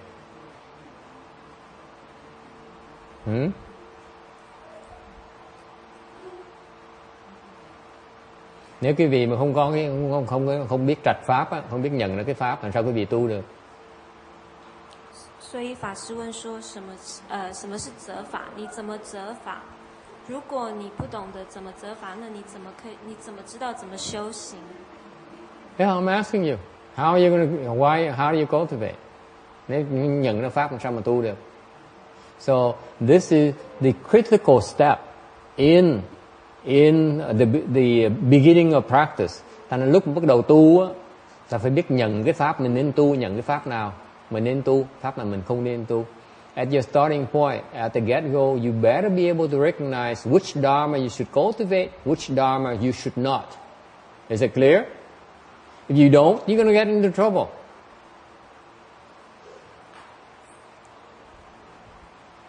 Nếu mà tu, ngay bước đầu tu, mà không nhận được cái pháp nào mình nên tu, cái pháp nào không nên tu, thì mình chết rồi. Tu trật pháp là phiền lắm. Nếu mà tu trật pháp á, mình phí cuộc đời mình. If you choose a wrong Dharma, you waste your life. 所以你在开始修行的时候，这是一个很重要的一个步骤。因为如果你选错法门的时候，你等于就是浪费了你很多时间。So can we say that since cultivation is so troublesome, let's not cultivate. I don't have to worry about selecting a Dharma. 所以我们可以说，修行，因为修行是太麻烦的一件事情，所以我们干脆就不要修行，我就不用担心怎么责法。因为 yeah, because I don't know how to select, so I might as well not cultivate. Saves me a lot of trouble, right? Tôi nói nếu như cái trạch pháp nó quan trọng như vậy, mình không biết trạch pháp thì mình có thể nói mình nói thôi, nếu nó khó khăn, trạch pháp nó khó khăn như vậy, thôi tôi tu làm cái gì nữa? Tại tôi không biết trạch đâu, thì tu làm cái gì? Nói vậy được không? Is that okay to say that? No. It isn't? You agree that you cannot say it's not okay to say that you might as well not cultivate because you cannot select the proper Dharma. You agree with that, Roberta?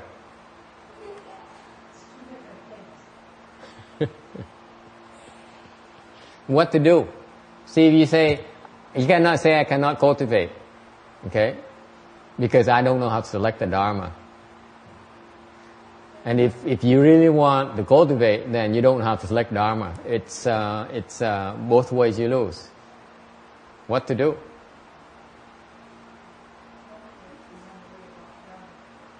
Huh?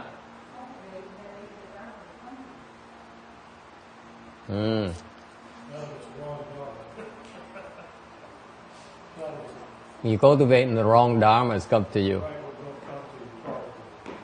Everybody's doing some kind of Dharma. Maybe the deviant Dharma, the worldly Dharma, converted Dharma to illusion. Everybody's doing something. So, he says people would have no discrimination. So what to do? Question is what to do. Well, you have to make yourself selected. You have to do it correctly. If you can't, well, tough luck. You have to try, but you can't. You're going to that one. Yes. Wouldn't you select the Dharma that by seeing if the master or the teacher is following what the precept or what they are talking about and not indulging in the desires, and you follow the orthodox way based on that? Very good.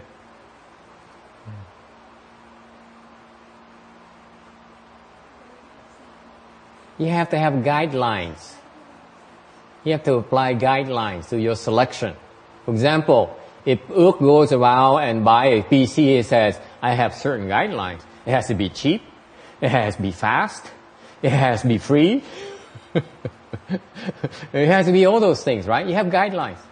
So, selecting the proper product the proper Dharma has to do with applying the proper guidelines in your selection. Agree? No? Go ahead and translate. You're struggling so much. Because it gives me pleasure to see you struggle so much. 所以法师刚刚就是有一个讨论，就是讲说，那我们既然我们不能说，因为我们没有办法责法，不知道怎么责法，我们就不修行。那我们应该怎么做？那就有人说是，我们要有guidelines， 我们要知道这个修行的这个。You're on your own. I'm sorry. I can't help you. It's too complicated. 你应该要有一些知道你正确的这个条件，不是条件，那个规则 standards, guidelines. 你要有一些standards， 你要知道标准。标准对，你要有一些选择的标准。Yeah, you have to apply the proper guidelines in your selection. Your selection have to follow the proper guidelines, whatever is proper. 所以你的标准要是什么是正确的。Làm sao mình trạch pháp bây giờ muốn chọn cái gì á thì mình phải chọn theo cái tiêu chuẩn.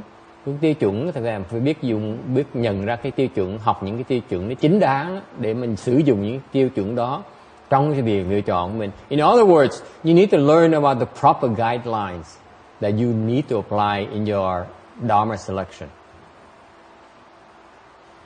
所以你要先知道什么是正确的标准，来帮助你来责法。Okay, yes, question here. That's not really a question. Here's the thing. Somebody that can't select the proper Dharma, how are they going to be able to select proper guidelines if you can select proper guidelines? You're already going to have guidance to get that for.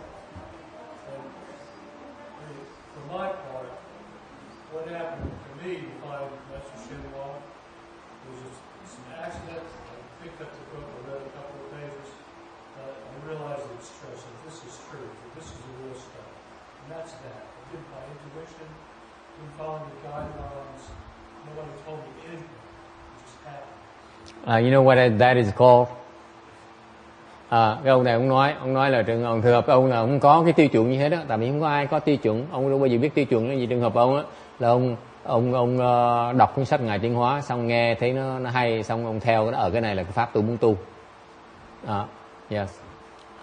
那位先生的想法是说，他说当一个人他已经不知道怎么责法的时候，他怎么知道怎么选择什么是正确的标准来帮助他责法？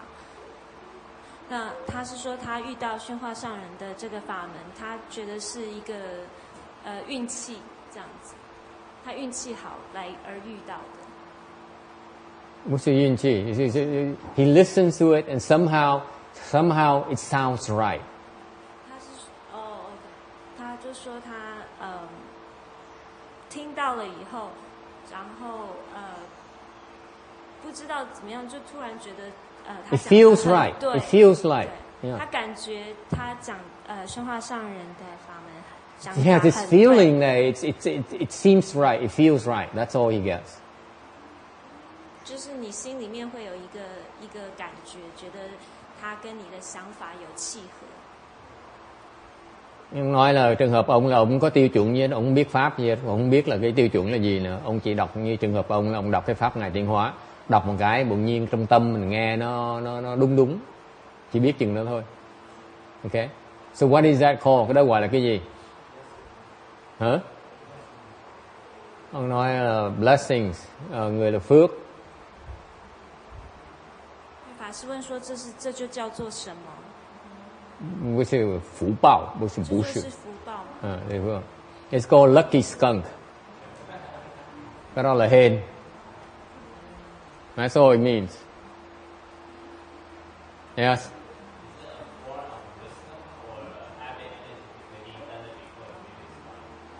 It's because he heard it before. He cultivated it before. Now he's only reminded of that. That's all he gets. That's why if it's the first time, you will not believe it. If it's not the first time, it will ring true to you. Thành ra cái này không phải là chuyện hên xui may rủi đâu. Cái này ông mới nói đó là kiếp trước ông đã tu rồi, ông đã từng tu cái pháp đó rồi. Thành cái lần này kiếp này tới nghe cái pháp này nghe gặp một cái mình thấy ngay là nó có vẻ đúng. Nếu lần đầu tiên cái vị sẽ coi nó là sai, không tin đâu. Mà gặp lại lần thứ nhì, nhiều lần rồi sẽ trong tâm sẽ thấy nó thích hợp với mình. 法师说这就是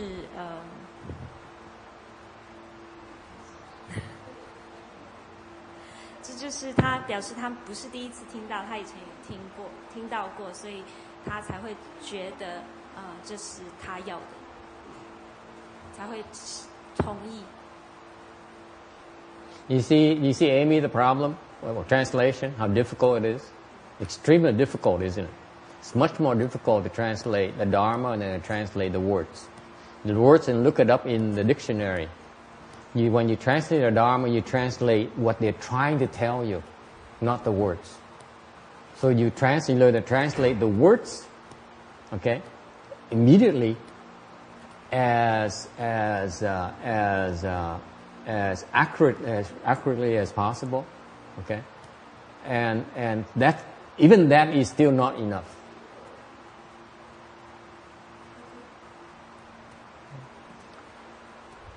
Tôi nói là cái chuyện thông dịch nó khó khăn, cái việc tưởng cái cô này nó trình độ cô không phải là thấp, mà cô bắt đầu vào cái phần mà tu luyện một cái là dịch chịu không nổi, là tại vì cái dịch nó khó khăn cho đó. Dịch là không phải dịch chữ không, phải dịch cái nghĩa của cái chữ nữa. Thành ra cái chuyện thông dịch chuyện cực kỳ khó. Những cái người mà thông dịch trước giờ, thông dịch mà quý vị đọc sách đó là trình độ còn thua cô này nữa. Làm sao mà dịch được cái gì? So I'm telling, for many of the translators of Buddhist texts, their level is lower than yours. How much do you think they can translate, even though they know the words?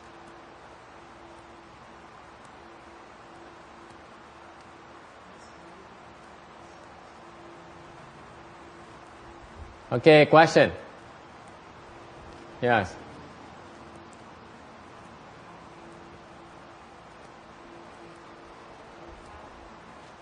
Tôi không nghe được gì, phải nói to to.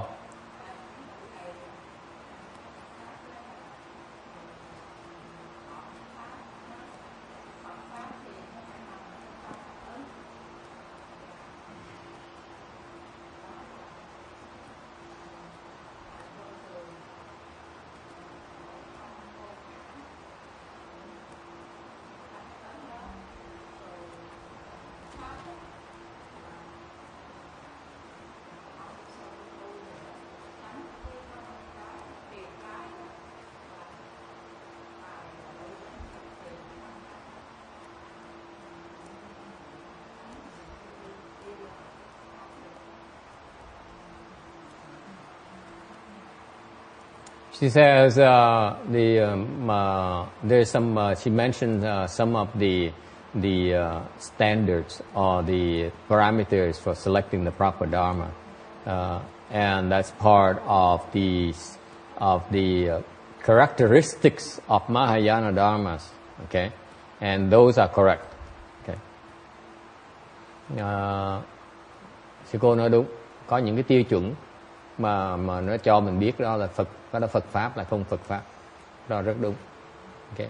Nhưng đều nó đúng là đúng về cái phương diện nó rộng thôi, chứ còn cái này mình chọn pháp, có nghĩa là mình phải chọn cái pháp nào thích hợp cho mình mà, đâu có thể chọn hết tất cả 10 vạn cái pháp trong mình chọn được. 他是说这个责法的这个部分是大乘佛教里面的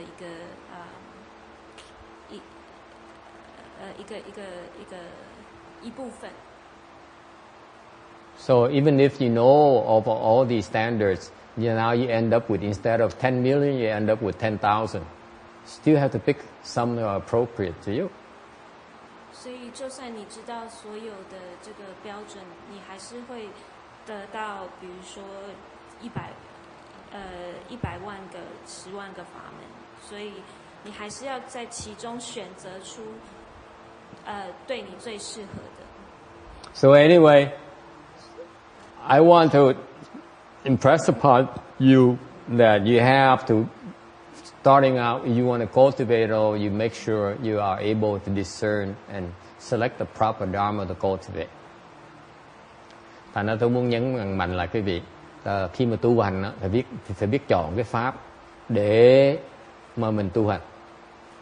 Alright? 所以我要跟你们强调的是，法师要跟你们强调的是说，在你一开始修行的时候，你们要非常小心谨慎的选择，还有着重于责法的这个部分。And if you cannot discern the dharmas, nếu quý vị không biết trạch pháp thì sao bây giờ? 如果你没有办法辨别这个法门， Sao bây giờ? What to do? 你应该怎么办呢？ What to do? Huh?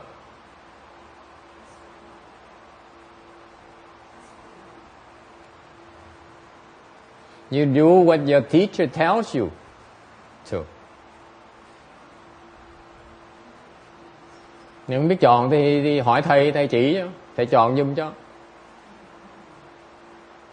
你就听从你老师教你。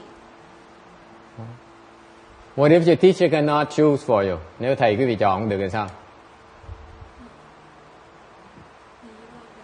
Tough luck.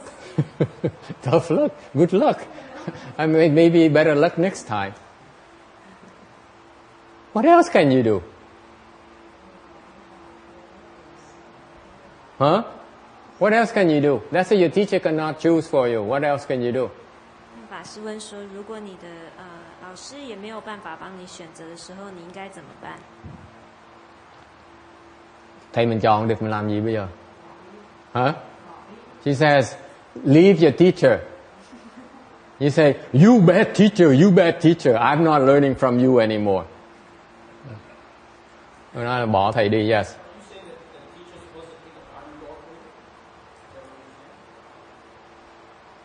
Yeah. Because you're too low. No. Because Randy, he gave up on you. He says, go and learn from Yung Hoa. I'm not going to teach you, Chan. Forget it. You too dense. And you better plan your blessings first. Ông nói nếu như vậy, can you translate into Chinese for them? This is the important part. Because he's from his personal experience. 他是说，他宣化上人他的师父并没有帮他选择任何法门，他不记得宣化上人有帮任何人选择任何法门。那法师的意思就是说，因为宣化上人taught he's too low. He doesn't deserve to be taught. 太低了，所以请他来跟先教他来跟永化法师学，然后先在这边种福。You think I'm kidding? You think I was kidding? Are you kidding me? That's how he taught you. What do you think? Plant blessings. Don't try to learn yet. You plant your blessings. That's why your question is important. Okay? You plant blessings. You're not that important yet to be taught. So you plant your blessings. Isn't that a beautiful lesson right there? Since you're doing that anyway, that's what he taught you. What do you think? Why do you think you keep on doing for 20 years without learning anything? Because you accrue blessings until you are able to learn. Because you plant blessings, you never waste it. When they mature, that's when you learn as much as you can. Don't be so stingy and say, I want to plan a little bit and I want to learn, I want to plan a bit, I want to learn right away because I can't wait. My life's too important. I'm too important. You don't have such luck.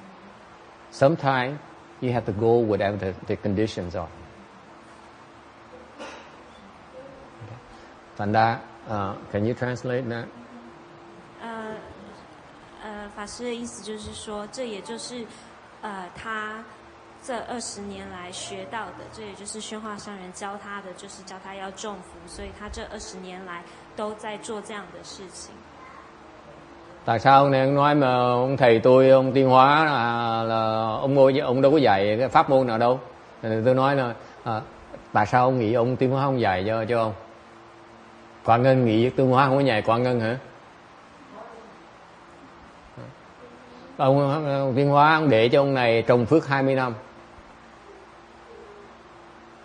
Không dạy mà dạy là dạy cái pháp môn đó là pháp môn gì? Trồng phước cái đã, khoan học cái đã.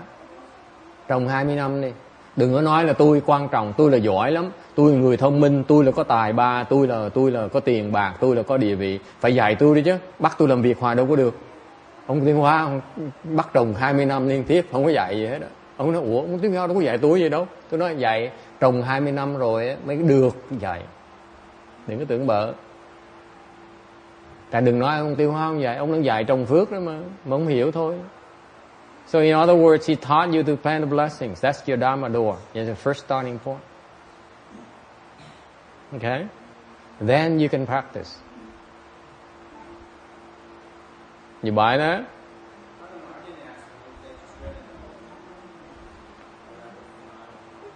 Like Hung Chang asked him a lot of Dharma doors. He was taught a lot of Dharma doors. And guess what? Hung Chang never understands any of those Dharma doors. So what's the point? No blessings. Ngược lại, opposite, the leftmost person by the name Hung Chang.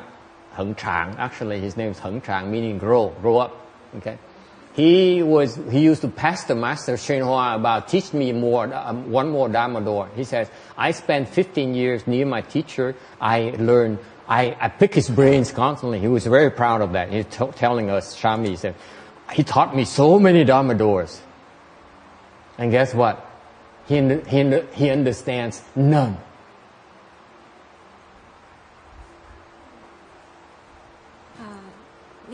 None. He understands nothing. After 20 years, 25 years. At today, he understands nothing. So you see, you taught and yet you're not taught. You're not taught and yet you're taught. Thành ra quý vị thấy, you see, this guy wasn't taught. Actually, he was taught to plant blessings. The other guy was taught and yet he wasn't taught because he was taught nothing.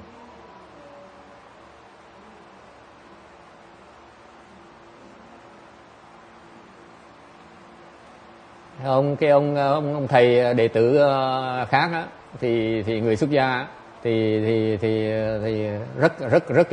rất là tự mãn, nói khoe với chúng tôi rằng tôi đi theo ông Tiên Hóa 15 năm là để mỗi lần có cơ hội một cái là tôi moi óc ổng, tôi hỏi thầy truyền với con thêm một pháp môn nữa. Thành 15 năm đó tôi học biết bao nhiêu pháp môn Tiên Hóa. Sau 25 năm, 26 năm tôi nhìn cái ông đó ông Tiên Hóa truyền bao nhiêu pháp môn đó, không có hiểu một cái pháp môn nào hết. Truyền làm cái gì? Truyền không hiểu thì truyền làm cái gì? Học không hiểu thì học làm cái gì? Thành ấy trường hợp là dạy, không dạy mà là dạy. Không dạy ông này thì đang dạy ông cái pháp trồng phước. Mà dạy thiệt ra không dạy, tại dạy nó cũng ngu quá, dạy nó cũng vậy thôi, nó không hiểu được, cũng chừng đó thôi. Thành dạy mà thiệt ra không dạy tí nào hết. Dễ sợ như vậy, Tiên Hóa cũng dễ sợ như vậy. Cô thắc mắc, có người nào có thể dạy mà không dạy không? Có chứ. Dạy mà không hiểu cũng chừng đó thôi. Dạy cho. Yeah.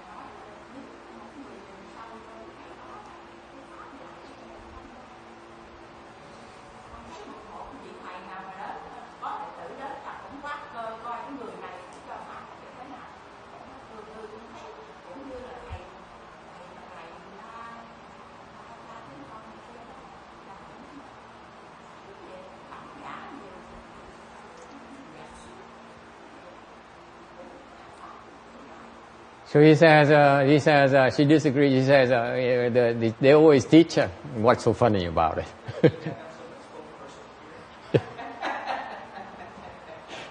So he says, they teach, of course he's teaching. They never stop teaching you. Whatever the teacher teaches is suitable to you, to help you out.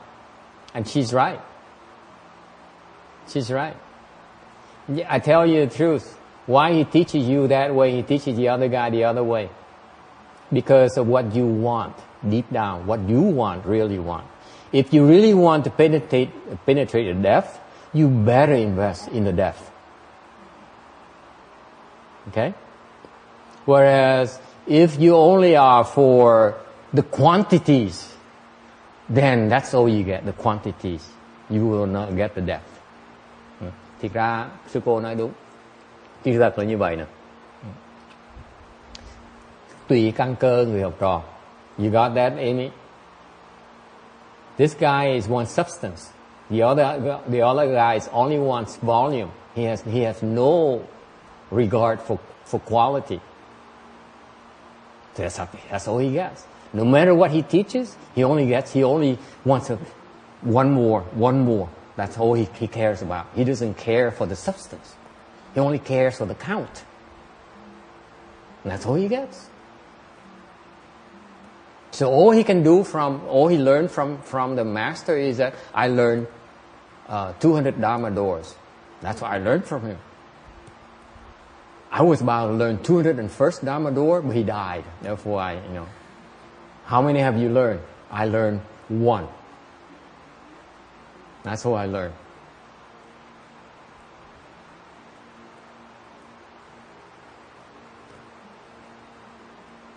So he thinks himself as being superior because he knows 200 Dharma doors. I only 1 Dharma door.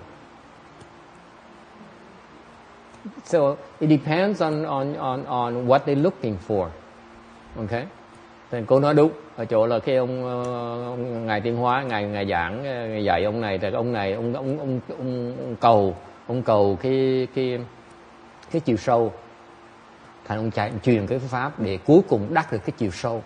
Còn cái người kia người ta chỉ cầu cái chiều cạn thôi, ta cầu cái số lượng thôi. Ta muốn là tôi muốn học được 10 pháp môn, 20 pháp môn, 50 pháp môn. Tại vì sao? Tại vì như vậy tôi là người học rất nhiều pháp môn của ổng. Okay? Thành người ta quan trọng cái số lượng, ta không quan trọng cái chiều sâu. Và bất cứ dạy cái gì, dạy chiều sâu không được, chỉ dạy ta được số lượng thôi.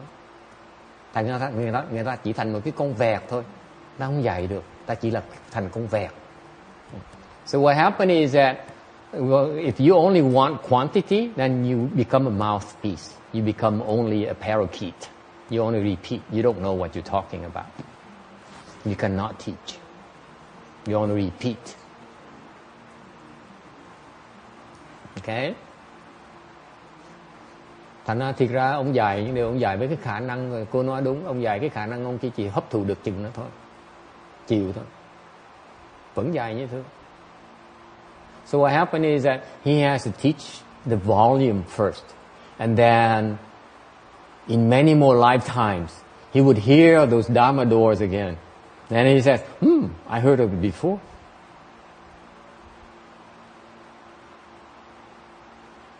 So that's the difference between those with blessings and those without blessings. Those with blessings will be taught to create more blessings. And all cái khác biệt, you got that? If you're really blessed, okay, you will be taught how to generate even more blessings, not to use them up.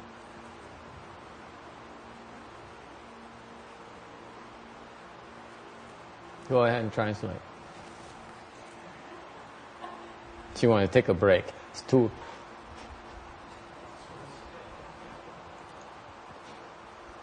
Go ahead, translate. I wrap it up. Okay. 所以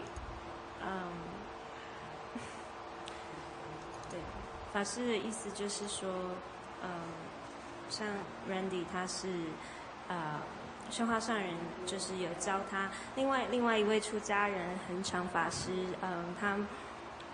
他他想要学很多很多的法门，所以宣化上人教他很多很多的法门，但是他并没有，但是他就只知道这么多的法门，因为他想学的就只是他在乎的是量而不是质。那人体学到的是怎么样去种更多的福。那他就虽然他只是被教一个法门，可是这就是他的福，让他可以去学到怎么去种更多的福，来得到更多的福报。这样子他学到的是质而不是量。And that's the difference between blessings, having blessings and having inadequate blessings. 这就是例子，就是说这就是有福跟不够的福的例子。像 Randy 就是他有足够的福，让他可以学到这样子的法门，而另外一位就是不够的福报。Because let me tell you, okay, the very important point here is you really have blessings, you will be taught how to make more blessings. That's part of your teaching. 所以重点是，如果你有这个福的话，你一定是会被就会学到怎么样去种更多的福。这就是因为你本身的福报，让你可以传授这个样的法门给你。Tại vì nhớ cái chuyện quan trọng này là nếu như thực sự quý vị có phước á, thì người thầy sẽ tự động sẽ dạy quý vị cái pháp môn để mà tạo thêm phước nhiều hơn nữa. Còn nếu quý vị chưa đủ phước thì đi làm việc đi. Dạy quý vị sơ đủ rồi. Okay, any final questions? Time is up. It's too hot. I'm too lazy, so I don't feel like explaining anymore. You asked too many hard questions today. Ngày nay quý vị hỏi nhiều câu hỏi khó quá, tôi trả lời hết sức tôi rồi. I get too tired with these tough questions. Any final questions or comments? Có ai có thắc mắc gì không? Nice try, Amy. Yes.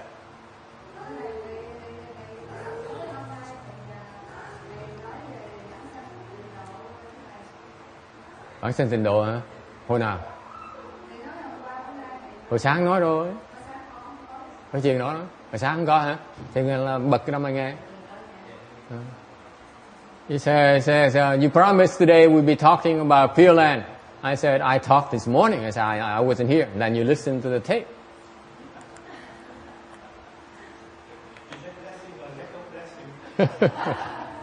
You decide.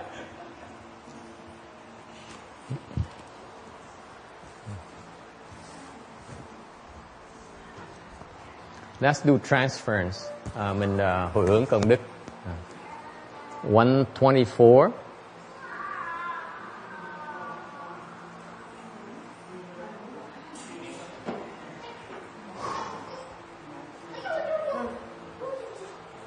I don't remember with this being this hot this year yet. This is the hottest, isn't it?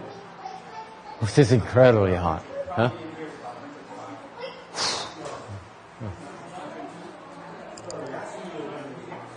We have several weeks last year. This is only so far we've been very lucky. And I promise you next year we buy portables ACs. We don't have ACs. The insulation? Yeah.